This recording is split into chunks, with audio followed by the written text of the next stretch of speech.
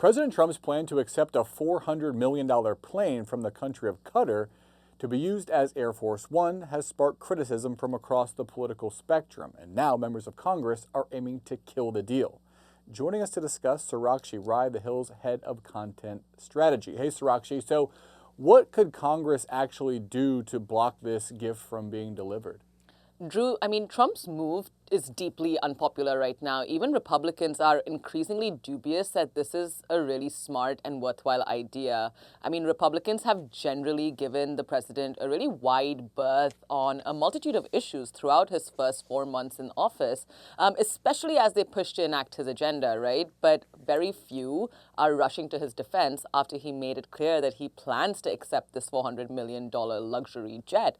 Now, Democrats are weighing tools to block the deal. They're trying to stick amendments into defense legislation to try and kill it. And even if they can't get enough frustrated Republicans to vote against the president, it could still box the administration in and put pressure on Qatar and force the GOP into really painful territory. Let's not forget, all of the polling suggests that this is deeply unpopular a move as well. Yeah, Trump says he'd be stupid to turn down this gift. He says the U.S. has given away lots of aid and protection all over the world, so why can't we get a gift? Why do Democrats and many Republicans as well feel so strongly that this is a bad idea?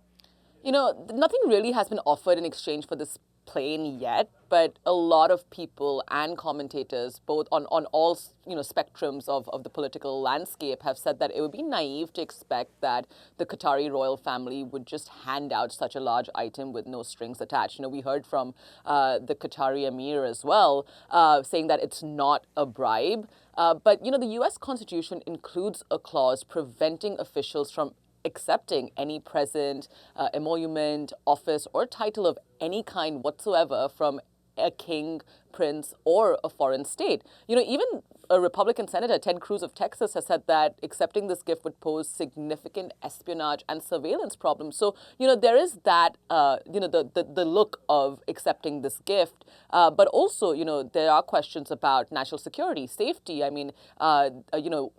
it be safe for the president? Those are all questions that Republicans are also grappling with.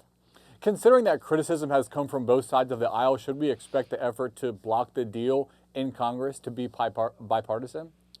The House Judiciary Committee's Democrats, which are led by ranking member Jamie Raskin, are using the Constitution as a political lever to try and block this. They're trying to introduce a resolution that invokes the Constitution's Foreign Emoluments Clause, which bars federal officials from accepting gifts or payments unless Congress allows it.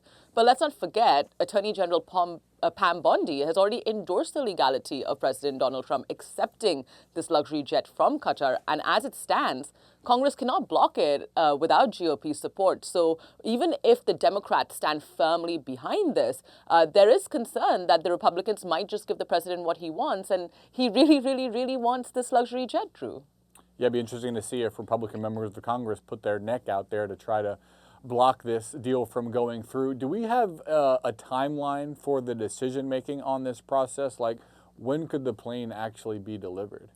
So this luxury jet that's being gifted to the U.S. government by Qatar is already in the States. It's standing by at the San Antonio, Texas airport, waiting for a specialized overhaul from a defense contractor so that President Trump can use it as his next Air Force One. So it's not really clear how quickly the plane, which has really, launched this firestorm of ethical, legal, political, and security concerns just ahead of the president's trip to the Middle East last week, will be really ready to take to the skies with the president aboard. It has to go through a lot of retrofitting, a lot of security. A lot of security needs to be installed on this plane to make sure it is suitable for the president to fly before it can be officially drafted in as the Air Force One's fleet.